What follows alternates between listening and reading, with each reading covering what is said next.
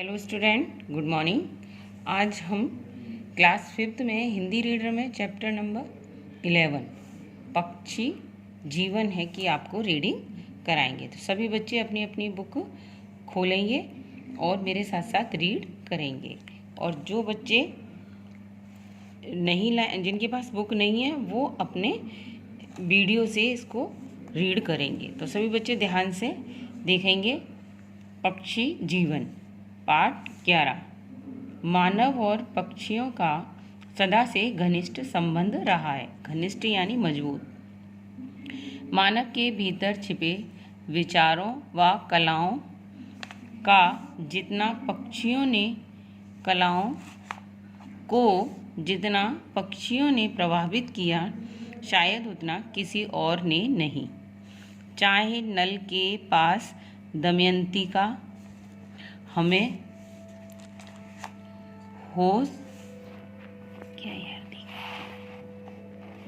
हंस के द्वारा संदेश भेजना हो, अथवा वर्तमान में छत पर बैठे काक की काँव काँव इस कथन की पुष्टि करते हैं।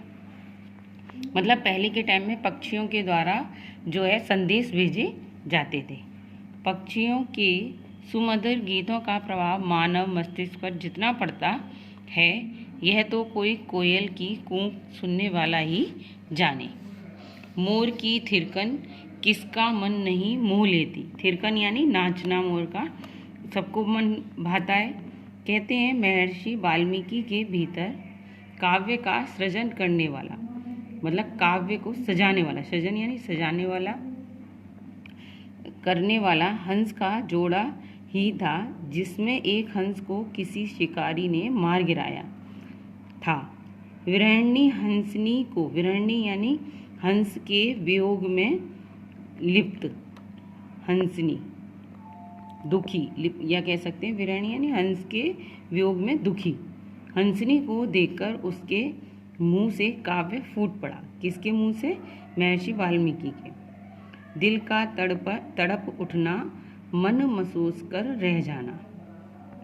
कैद में है बुलबुल और न जाने मन की कितनी अवस्थाएं पक्षियों के गाने और नाचने में व्यक्त की जाती रही हैं। इन सभी उक्तियों के संपूर्ण भावों को शब्दों में व्यक्त करना अत्यंत कठिन है।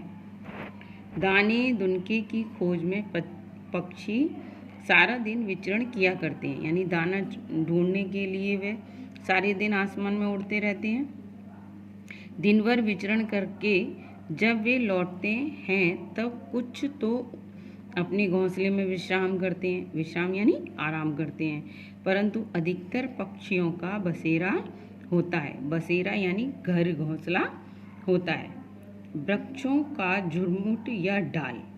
मतलब पक्षियों का बसेरा यानी रहने का स्थान क्या होता है?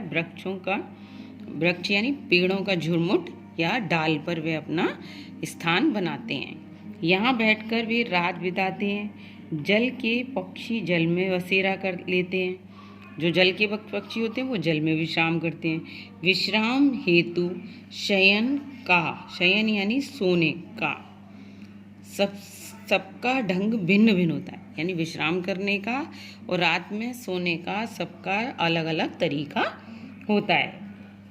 अधिकतर पक्षी अपनी डैनों के परों में अपनी गर्दन डालकर सोते हैं।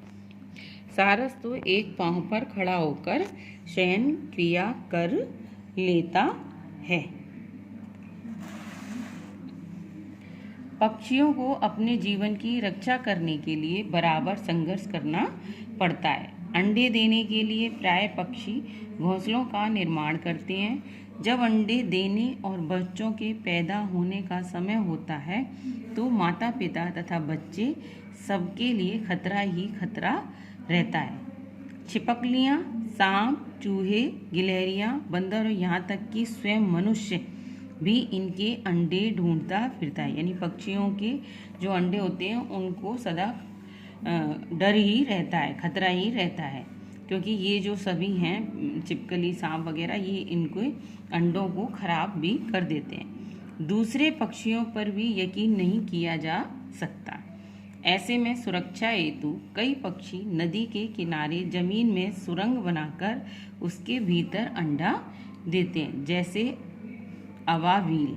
ऑस्ट्रेलिया का एक पक्षी मेगापोड तो अपने अंडे बालू में गाड़ देता है।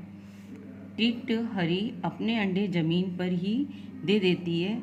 इसके अंडे आसपास की चीज़ों से रंग रूप में इतने मिलते जुलते होते हैं कि इन्हें ढूंढना मुश्किल होता है। अधिकतर पक्षी वर्ष में केवल एक ही बार अंडे देते हैं, किंतु यदि किसी कारण उनके पहले अंडे नष्ट हो जाते हैं तो वे दूसरी बार भी अंडे दे सकते हैं। हर अंडा अंडाकार ही हो यह ज़रूरी नहीं है। ऐसे स्थान जहां अंडा लुढ़कने का खतरा ज़्यादा ना हो वहां गोल अंडे पाए जाते हैं। टिटहरी तथा उसकी कुल के अन्य पक्षियों के अंडे नाशपाती की शक्ल के होते हैं।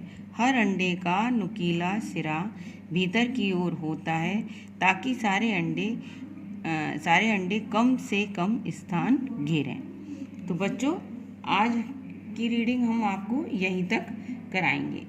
आगे की अगले वीडियो में तो मेरे आज का होमवर्क है, आप सभी पार्ट नंबर 11 पक्षी जीवन की रीडिंग अपनी बुक से करेंगे, और जिनके पास बुक नहीं है वो वीडियो से इसकी रीडिंग अच्छे से करेंगे। तो आज के लिए इतना ही।